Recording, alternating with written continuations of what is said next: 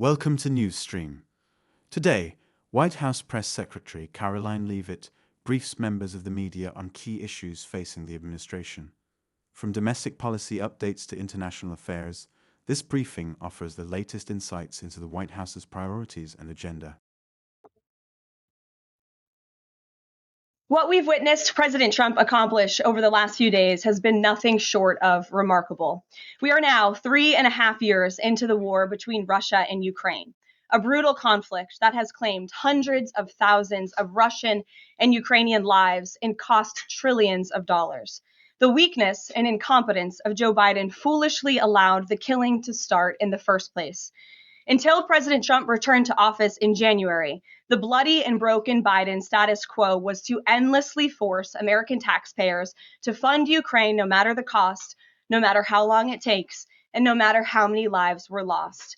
There is no denying that Biden's America Last foreign policy moved the world further away from peace. President Trump rejected that failed approach, and instead, over the last 7 months, has relentlessly pursued peace throughout his second term. And thanks to President Trump's efforts, we finally have movement after years of deadly gridlock. On Friday, as you all know, many of you were there, President Trump hosted Russian President Vladimir Putin in Anchorage, Alaska, for a bilateral meeting. This was the first time President Putin has been to the United States since 2015, and the first time he has met with an American president in years. President Putin publicly confirmed what President Trump has said all along. The war between Russia and Ukraine never would have started in the first place if President Trump were in office. This was always obvious to any person with a shred of common sense. Just look at what took place during the last 4 administrations. Under George W. Bush, Russia invaded Georgia. Under Barack Obama, Russia took Crimea. Under Joe Biden, Russia invaded Ukraine. But under President Trump, Russia did not invade nor take anything. President Trump is the only president this century, Republican or Democrat, who has held Russia in check and ensured peace in Europe. That's because Russia has always greatly respected President Trump and his peace through strength foreign policy approach. But overall, the bilateral talks in Alaska were very productive, and multiple key points were agreed to between the two leaders that truly opened up the door for phase 2 discussions, which took place yesterday here at the White House. Within 48 hours of that meeting in Anchorage, I may add. As you all know, there were many European leaders here, as well as Ukrainian President Zelensky. They all traveled here to meet with President Trump to maintain the momentum and work toward a lasting peace. Across the board, every leader credited President Trump for his decisive leadership that has reignited the dialogue in hopes of finally bringing this war to a peaceful conclusion. 2 quotes in particular capture the progress that was made and the optimism moving forward. Finnish President Alexander Stubb said, "I think in the past 2 weeks, we've probably had more progress in ending this war than we have had in the past 3.5 years. Again, that is the president of Finland, a country that shares a border with Russia. That's what we call the President Trump effect. NATO Secretary General Mark Rutte also summed it up well. Without President Trump, this deadlock with Putin would not have been broken. He is the only one who could do this." Following the encouraging conversations yesterday, President Trump spoke with President Putin by phone, and he agreed to begin the next phase of the peace process, a meeting between President Putin and President Zelensky, which would be followed, if necessary, by a trilateral meeting between President Putin, President Zelensky, and President Trump. As the president said, Vice President Vance, Secretary Rubio, and Special Envoy Witkoff will continue to coordinate with Russia and Ukraine to make this happen as soon as possible. It's very important to remember that before President Trump's landslide victory last November, there was no end in sight to this bloodshed. Now there may finally be light at the end of the tunnel and an opportunity for lasting peace. That's because President Trump is the peace president, and American leadership is back on the world stage. It should not be lost on anyone in this room that world leaders are coming right here to Washington, D.C. for help. While previous presidents have traveled halfway around the world to apologize for America, President Trump stands up for America, and he has firmly restored America's status as the undisputed leader of the free world. However, one thing that has absolutely not changed is the media's negative and downright false coverage of President Trump and his foreign policy accomplishments. From the beginning of this entire process, much of the left-wing media has been actively rooting against the president of the United States in the pursuit of peace.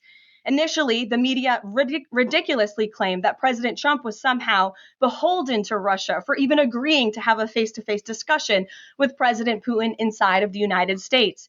The media said President Trump was making a grave mistake by, quote, legitimizing Putin. They were aghast that President Trump would treat another world leader like a world leader. The media relentlessly attacked President Trump and claimed he suffered a, quote, major defeat for not immediately emerging with a final agreement, even though he said heading into that meeting, this was a meeting to listen and to understand how to move the ball forward. All weekend following those historic U.S.-Russia bilateral talks, we listened to clueless pundits on television trying but failing to claim that the president had failed. The so-called experts in the foreign policy establishment, whose record is nothing but endless wars, trillions of wasted taxpayer dollars, and dead Americans, have the nerve to try and lecture President Trump, who has solved 7 global conflicts in 7 months, about peace. This is the same president, by the way, who brokered the Abraham Accords in his first term, on top of more than half a dozen other peace deals this year alone, as I just said. We also saw yesterday the president of Ukraine and all of the other major leaders of Europe fly across the Atlantic Ocean to meet President Trump at the White House because of the progress that was made, and that, if you ask the media, failed meeting, but it was not. It was highly productive and it was successful. This is why Americans' trust in the mass media is at a lowest point in more than 5 decades. Diplomacy is a delicate process, and instead of reporting the facts about what is happening here at this White House and what is happening between this president and other leaders around the world, many outlets in this room continue to try to actively undermine the president and sabotage the efforts towards peace. That is why I felt the need to set the record straight. In other news, on the home front, President Trump's efforts to make D.C. safe again are working. There have been a total of 465 arrests since the start of this operation on Thursday, August 7th. Last night, there were a total of 52 arrests, including the arrest of an illegal alien MS-13 gang member with convictions for DWI and drug possession. Thanks to President Trump's leadership and the outstanding work of both federal and local law enforcement, dangerous gang members like the one picked up last night will not be allowed on the streets of our nation's capital. Other arrests last night included assault with a deadly weapon for stabbing, parole violation for robbery, murder, outstanding warrant for attempted murder, assault on federal law enforcement officer, and felony assault. 4 more homeless encampments were also removed during yesterday's reporting period. To date, a total of 48 homeless encampments have been cleared in Washington, D.C. by multi-agency teams. MPD patrol units are actively working with city officials to locate and clear additional encampments and remove homeless residents off of Washington's streets. And despite fake narratives from the media, again, a significant number of the arrests have been in high crime areas of D.C. In fact, nearly half of all of the non-illegal alien-related arrests have occurred in wards 7 and 8, the 2 wards that have the highest number of violent crime, as well as homicides and assaults with dangerous weapons last year. So while Democrats continue to coddle violent criminals, President Trump and this administration are focused on putting them behind bars and unapologetically standing up for the safety of law-abiding American citizens. And the White House will continue to provide all of you with the results of this operation in the days ahead. So with that, I will take your questions today. Here in our new media seat today, we have Jack Posobiec, who joined us in Anchorage, Alaska last week. Jack, thanks for being here. Why don't you kick us off? Karoline, thanks so much. So a couple of questions regarding the status of these peace talks. Obviously, we saw the president and President Putin there in Anchorage. We saw the world leaders here yesterday with this summit. We've heard phrases like coalition of the willing. We've also heard Article 5-like guarantees. When it comes to the security guarantees, what is the current status of that? I know the president earlier today mentioned boots on the ground would be UK, France, Germany possibly, but unequivocally said no U.S. troops on the ground, but U.S. coordination. Can you elaborate on that, and what would the red lines be? Sure. Well, you got to the heart of what I was going to say to all of you today on security guarantees, which is the president has definitively stated U.S. boots will not be on the ground in Ukraine, but we can certainly help in the coordination and perhaps provide other means of security guarantees to our European allies. The president understands security guarantees are crucially important to ensure a lasting peace, and he has directed his national security team to coordinate with our friends in Europe and also to continue to cooperate and discuss these matters with Ukraine and Russia as well. Caroline, now have the Russians responded at all? I know we spoke with President Putin last night. What has been their response? Because we've heard some reports from the Kremlin and others saying they're unequivocally against NATO troops on the ground. Well, look, the president continues to have these conversations with both leaders. Those conversations took place in Anchorage, Alaska, again yesterday with the Europeans and President Zelensky, and he has directed his team to come up with a framework for these security guarantees that can be acceptable to help ensure a lasting peace and end this war. And then just last question real quick on this.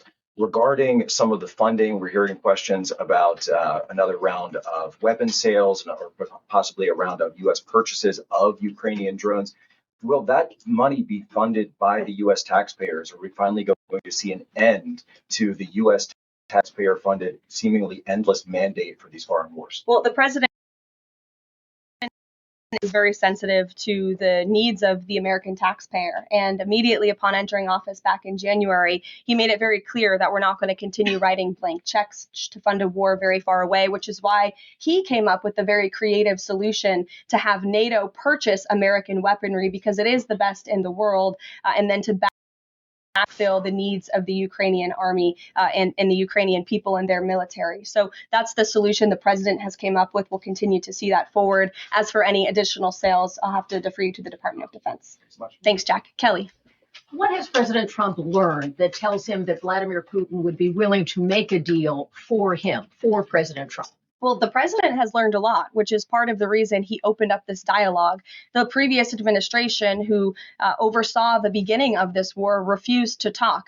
And President Trump has always said, in order to learn, in order to move the ball forward with diplomacy and towards peace, you have to have open dialogue. And so that's why the president has had several conversations by phone and, of course, an in-person meeting last Friday with President Putin. He also has talked to President Zelensky dozens of times, had him here at the White House yesterday, and he's understanding what both sides want, what both sides are going to have to give up. And he has always said, in order to get a good deal, both sides are going to have to walk away a little bit unhappy. So he continues to learn a lot throughout these conversations, which is why we've seen progress from both sides. And I would also just add, when it comes to learning and moving the ball forward, look at how both Russia and Ukraine have actually talked directly for the first time in many years, thanks to the efforts of this president and this administration. Specifically for President Trump, though, what do you think Putin's motivation is to try to do something for President Trump, as opposed to just resolving the conflict? I think, as I just spoke to in my opening remarks, Kelly,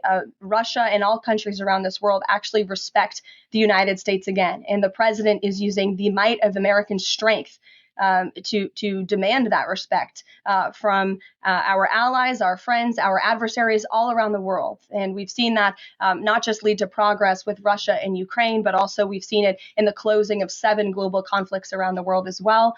We've seen it with the release of hostages in Gaza. You've seen it with the end of the conflict between India and Pakistan, which could have resulted in a nuclear war if we had not had a president who believed in the strength and the leverage that comes with the job of being the president of the United States of America. Rachel. Thanks, Caroline. Heading into Alaska, a lot of the focus in the talk was on this trilateral meeting between these 3 leaders. Mm-hmm. Can you explain how this went from a trilateral meeting involving President Trump to now the focus being on this bilateral meeting without the president first? Well, look, the president has spoken to both leaders about this, and both leaders have expressed a willingness to sit down with each other. And so our national security team will help both countries do that. Ultimately, the president has always said that there are areas of disagreement in this war that will have to be discussed and decided upon by these 2 countries. And so he wants these 2 countries to engage in direct diplomacy. He's said that from the very beginning, which is why he's agreeable to the idea of having President Zelensky and President Putin get together. And I understand accommodations for that meeting are underway. As soon as we hear more details, we'll be sure to let all of you know. And just a quick follow-up. We know as of right now, there is no ceasefire in place. We've seen Russia continue its attacks on Ukraine. What indications is the president getting from Putin that he wants to have this meeting with Zelensky soon? Because he spoke to him directly yesterday. And he expressed that Haley, rather than later. He spoke to that directly yesterday, and the president put that in his statement that he gave to all of you, the news media, knowing you'd be asking following that conversation in the effort of transparency. Haley. Hey, thank you, Caroline. You made clear no U.S. boots on the ground, with the president considering U.S. boots in the air as a form of a security guarantee. Look, that was something the president mentioned on his interview this morning. It is an option and a possibility. I won't certainly rule out anything as far as military options that the president has at his disposal. I'll let him do that. I can tell you he's definitively ruled out boots on the ground. Sure. Thanks, Tara. Just about the possible venue for the talks, can you confirm that Putin suggested Moscow as a venue for the bilateral talks? And if so, doesn't that indicate that Putin is perhaps not serious about this, that he's suggesting a venue that there's no way that Zelensky is going to go to? Look, I'm not going to litigate the private conversations between the president and President Putin, aside from what the president himself has already spoken on. But I can tell you there are many options that are being discussed by our national security team right now with both parties. Can you give us an indication of where? I just told you we'll provide you details as soon as we can. Thank you for trying, though. Libby. Thank you, Caroline. I wanted to ask about the National Guard troops. How is the White House coordinating how they're being placed in D.C., what areas? And then also, how long should people here in the district anticipate the National Guard to be on the ground patrol the streets? I don't have a timeline for you, Libby, but we will keep you posted on that. I think the president, as you know, and this administration, he came to this briefing room with members of his cabinet to lay out the rationale and the reasoning for federalizing the National Guard here in Washington, D.C., and for our work with the Metropolitan Police Department to make our district safer. We've seen violent crime has taken the lives of far too many residents here in our nation's capital, and the president wants to make it safe again.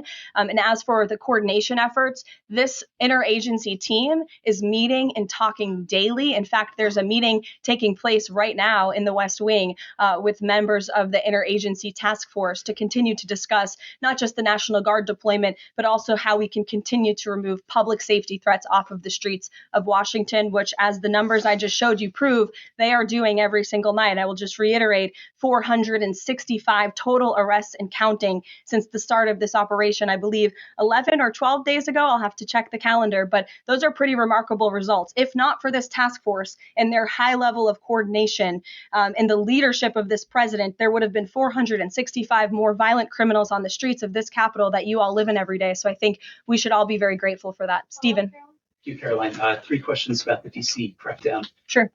First, I was wondering if you could clarify something President Trump said. He mentioned getting rid of the slums where criminals live. Was he talking about tents or permanent residential buildings?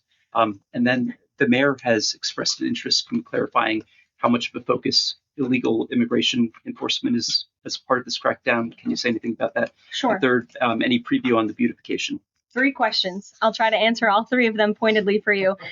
First, when it comes to what you said, and the president said the slums of Washington, D.C., he's referring to the most dangerous communities, neighborhoods, and streets in this city where, unfortunately, violence has ravaged these communities and taken the lives of, again, far too many law-abiding D.C. residents. We know on July 5th of this year, just more than a month ago, a 3-year-old beautiful young girl was shot and killed in her car with her family in one of these communities, which is why there has been a surge, despite what many of you have been falsely reporting. And I believe it was the Washington Post who put out a map claiming it to be fact-based when it was just based on, I don't know, accounts that they've heard on the street, not actual statistics and data. So we went and reconfigured the numbers. And as I said, nearly half of all the non-illegal alien-related arrests have occurred in wards 7 and 8 in the District of Columbia, where we know, there's the highest rate of crime. So we'll continue to do that. And what was your second question, Stephen? Legal immigration, how much?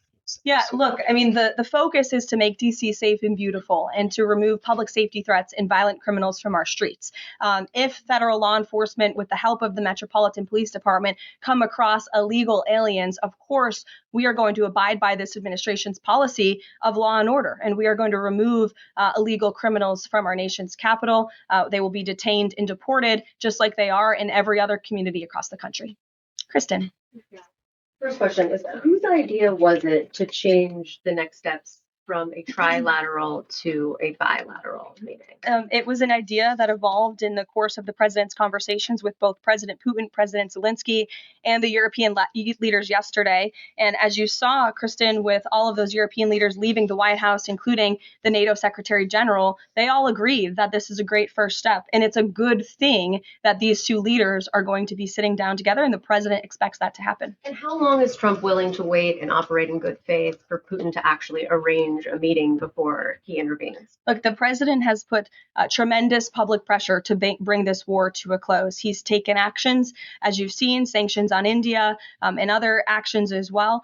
He's made himself very clear that he wants to see this war end. And he has scoffed at the ideas of others that have been raised that we should wait another month before any meeting takes place. The president wants to move, and he wants to bring this war to an end as quickly as possible. Just a clarification on something you said earlier about Putin agreeing to the meeting. The Kremlin seemed to indicate that Putin did not firmly agree to a bilateral. Did he agree to have a sit down with just Zelensky on the phone? I can assure you that the United States government and the Trump administration is working with both Russia and Ukraine to make that bilateral happen as we speak. Sean. Hey, if the point is to get everybody on the same page, why wouldn't Trump just take the call from Putin while the other leaders were in the room? He said it would be disrespectful to do that. But why is it disrespectful? With all due respect, only a reporter from the New York Times would ask a question like that, Sean. The president met with all of these European leaders at the White House 48 hours after sitting down with President Putin on American soil. In fact, there was so much progress in the readout that was given to these European leaders immediately following his meeting with President Putin that every single one of them got on a plane 48 hours later and flew to the United States of America. And if I could just read for all of you some of the statements from those European leaders yesterday, you had President Zelensky himself saying it was a very good conversation. It was really good. We spoke about very sensitive points. The Secretary General, Mark Rutte, it was the president, only because of the president, that this deadlock was broken, but with President Putin by starting a dialogue. So these leaders, who this war is in their backyard, are very grateful that the president took that call and that he was there to provide them with a readout of Russia's thinking on this, something that was not done by the previous administration at all. Catherine. Thank you. Is the White House looking at Budapest as a possible location? I'm not going to confirm or deny locations. We'll provide you with details as soon as we can. Kristen's question. I understand that the White House is working and allies are working to make this meeting happen, but did Putin promise to do a meeting with Zelensky, a direct meeting in the coming weeks? He has, and I just answered that question for you. Franco. Thanks. I just want to clarify. So you are saying that President Trump is considering U.S. pilots and U.S. aircraft potentially supporting European or Ukrainian forces? The president spoke to that himself this morning when he called into Fox and Friends, and I would defer you to his answer. You can read it directly yourself. In addition, can I ask, no boots on the ground, Steve Witkoff's talking about Article 5 like security guarantees. Can you talk about what other Article 5 like security guarantees that are being considered if it's not boots on the ground? These are very sensitive diplomatic discussions that are currently taking place literally as we speak. So I will leave it to the national security team, and I'll leave it to the president to have those private discussions with these leaders as we try to bring this war to an end. And can I ask one? Mary Margaret, go ahead. Thanks, Caroline. 2 questions, if that's okay.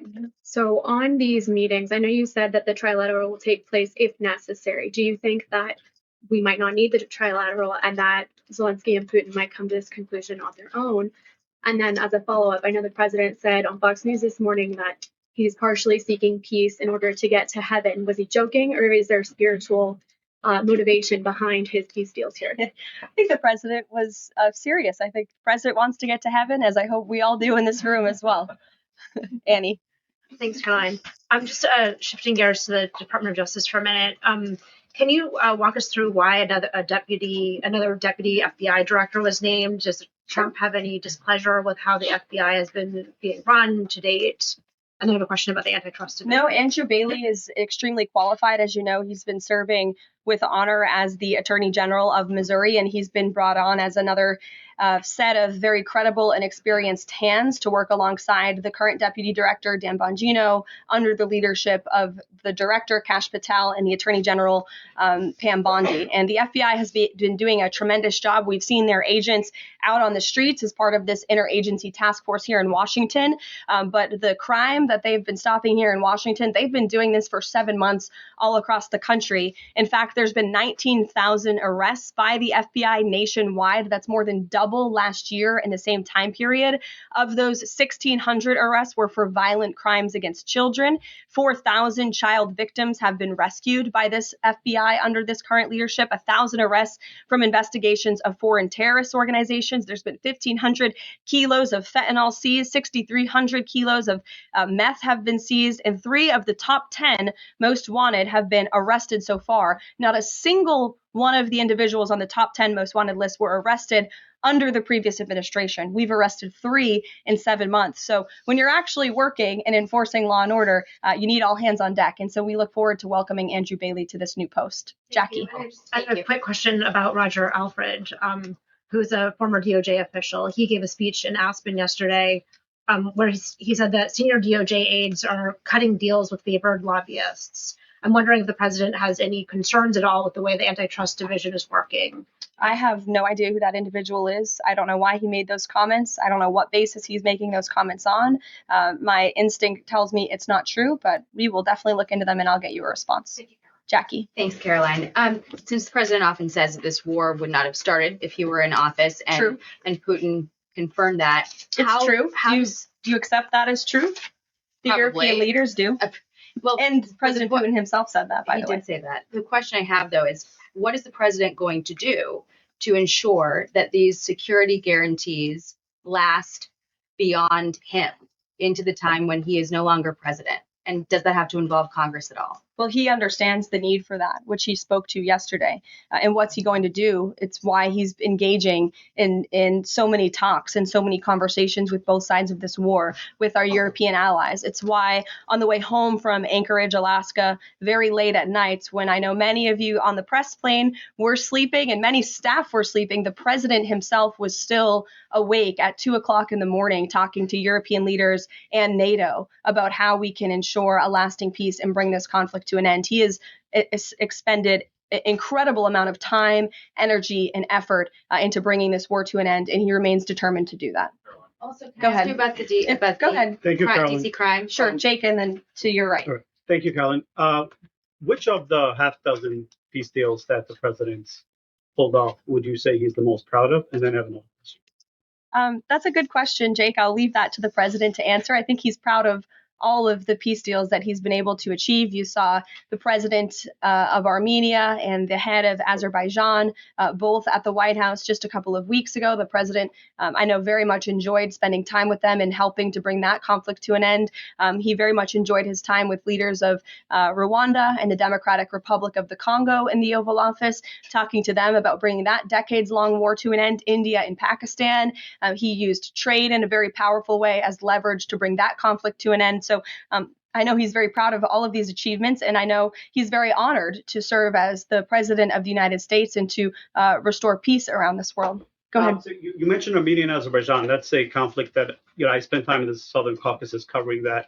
And, a conflict of over 30 years, and he resolved it in just a couple of months. Mm-hmm. Are there other conflicts that the president's working on right now that are off the radar screen that we should be tracking?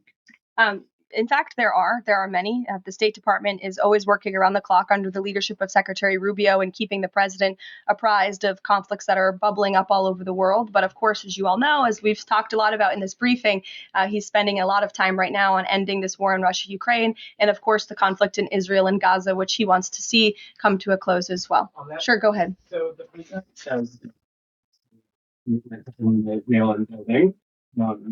States administer elections, not federal authorities. So can you provide any more details about how the White House plans to eliminate that? Mm-hmm. The White House continues to work on this, and when Congress comes back to Washington, I'm sure there will be many discussions with our friends on Capitol Hill and also our friends in state legislatures across the country to ensure that we're protecting the integrity of the vote for the American people. And I think Republicans generally and the president generally wants to make it easier for Americans to vote and harder for people to cheat in our elections. And it's quite mind-boggling that the Democrat Party could stand in opposition to common sense. He wants to ensure election integrity. There were great efforts that were made in 2024. I won't get ahead of myself for Hatch Act reasons to get ahead for the next election, but I can assure you this is a priority for the president. Go ahead. If I could just follow up on your comments about Gaza. Sure.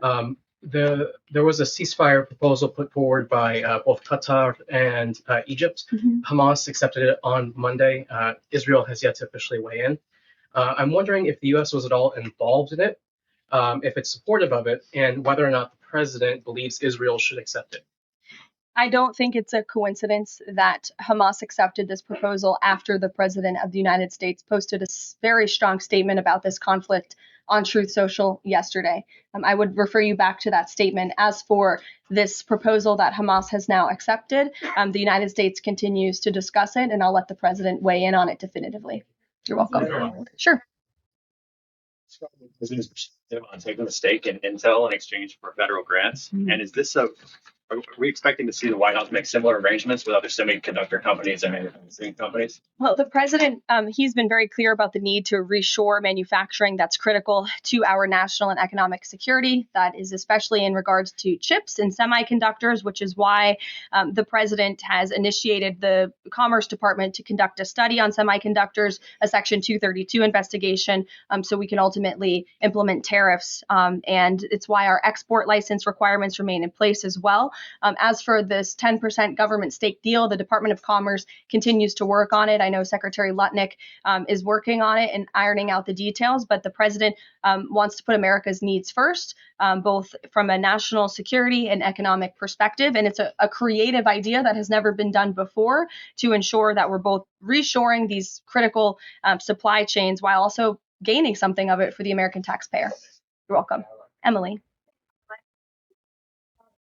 U.S. warships that are being sent to Venezuela, and there's 4,000 Marines on board. Are you looking at possibility of boots on the ground there? What I will say with respect to Venezuela, President Trump has been very clear and consistent. He's prepared to use every element of American power to stop drugs from flooding into our country and to bring those responsible to justice. The Maduro regime is not the legitimate government of Venezuela. It is a narco-terror cartel. In Maduro, it is the view of this administration, is not a legitimate president. He is a fugitive head of this cartel who has been indicted in the United States for trafficking drugs into the country. And with that, I will leave you all, and we will see you later, if not tomorrow. And I look forward to taking more of your questions. Thank you.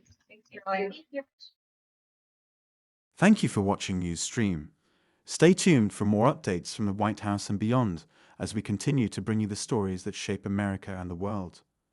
Don't forget to like, share, and subscribe for real-time coverage of today's most important events.